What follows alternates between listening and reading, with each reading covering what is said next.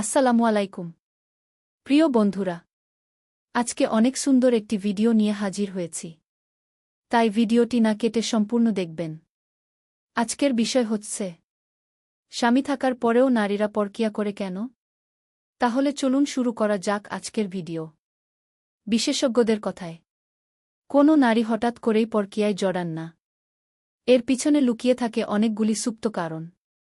সেই কারণগুলিকে প্রথমে চিহ্নিত করে ফেলতে পারলেই বিপদের আগাম অনুমান করা সম্ভব। সেই মতো আগেভাগে সমস্যা সমাধানের চেষ্টাও করা যেতে পারে। নাম্বার ১, কম বয়সেই বিয়ে। প্রেমের দমকা বাতাসে ভাসতে ভাসতে অনেকে খুব কম বয়সেই বিয়ে করে নেন। তখন হয়তো কিছু বোঝা যায় না, তবে পরবর্তী সময়ে এর নেতিবাচক প্রভাব পড়ে জীবনে। কম বয়সে বিয়ে করা দম্পতিরা সাধারণত অর্থনৈতিকভাবে দুর্বল হন। তাই বিয়ের পর দায়িত্বের চাপে তারা অতিরিক্ত পরিশ্রম করেন। এনাদের মোটামুটি নিজের পায়ে দাঁড়াতে দাঁড়াতে মধ্য ৩-০ পেরিয়ে যায়। আর নিজের পায়ে দাঁড়ানোর পরেই এই মহিলাদের মনে হতে পারে যে সম্পর্কের চাপে তারা নিজের জীবন বাঁচতেই পারেননি। এই মানসিকতা থেকেই তারা হঠাৎ করে অন্যের প্রেমে পড়ে যেতে পারেন। নাম্বার ২, বিয়ে করে ফেঁসে গিয়েছেন। এখনও এদেশে নারীদের বিয়ে নিয়ে পরিবারের লোকজন অতিরিক্ত প্রভাব খাটান। কিছু ক্ষেত্রে তো নারীদের পছন্দের তোয়াক্কাই করা হয় না। পরিবারের পছন্দের ব্যক্তির সঙ্গেই তাদের বিয়ে দিয়ে দেওয়া হয়। নারীরা এই বিয়েতে সহমত না হয়ে পারেন না, কিন্তু মনের কোণে কোথাও একটা ক্ষোভ রয়ে যায়। অপছন্দের পুরুষের সঙ্গে তারা সংসার করে সুখী হন না। তাই বিয়ের পর অনেক ক্ষেত্রেই পরকীয়ায় জড়িয়ে পড়েন তারা। নাম্বার ৩, সংসারের চাপ। এদেশে এখনও কিছু বস্তাপচা ধারণা পালিত হয়। আজও কিছুজন বিশ্বাস করেন যে সংসার মাত্রই তার দেখাশোনার দায়িত্ব পালন করবে শুধু নারীরা। জুতো সেলাই থেকে চণ্ডীপাঠ, সব দায়িত্ব এসে বর্তায় স্ত্রীর উপর। আর পুরুষ মাত্রই গায়ে হাওয়া লাগিয়ে ঘুরে বেড়াবেন।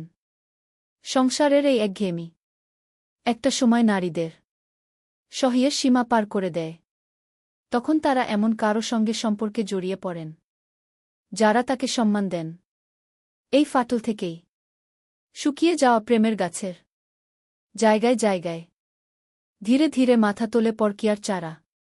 তাই সংসার বাঁচাতে চাইলে স্বামীদের এমন ভুল এড়িয়ে চলাই উচিত।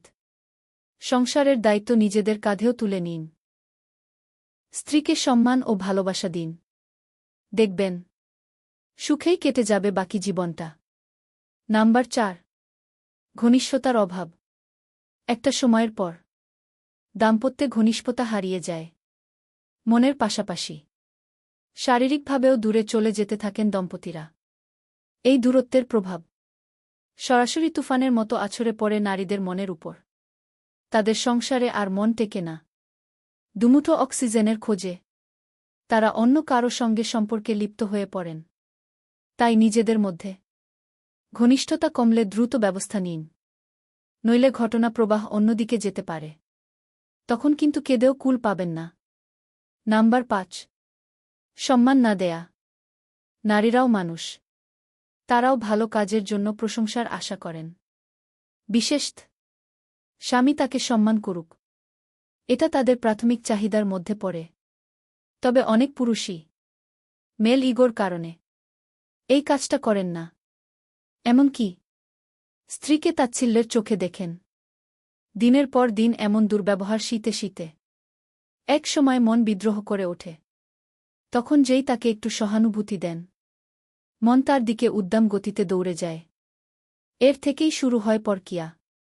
তাই দয়া করে স্ত্রীকে অসম্মান করার ভুল কাজটা করবেন না। ভিডিওটি যদি আপনাদের ভালো লাগে তাহলে অবশ্যই একটি লাইক দিয়ে আপনার সুন্দর মতামতটি জানিয়ে যাবেন।